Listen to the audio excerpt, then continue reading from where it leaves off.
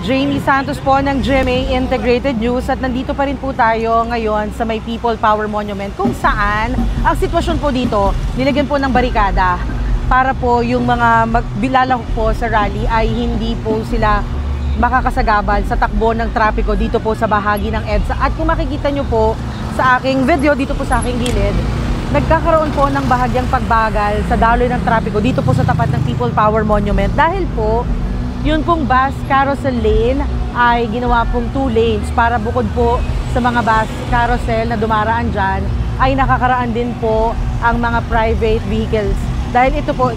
sinarhan nga po ito para po sa mga release ng lalahok dito sa People Power Monument na nandun po sa may bahagi ng White Plains area. Sa ngayon ay marami pong nakadeploy na PNP personnel, maging taga MMDA, maging taga-traffic sectors po ng QCPD para tiyakin po yung seguridad at kaayusan po dito sa paligid. Doon naman po sa bahagi ng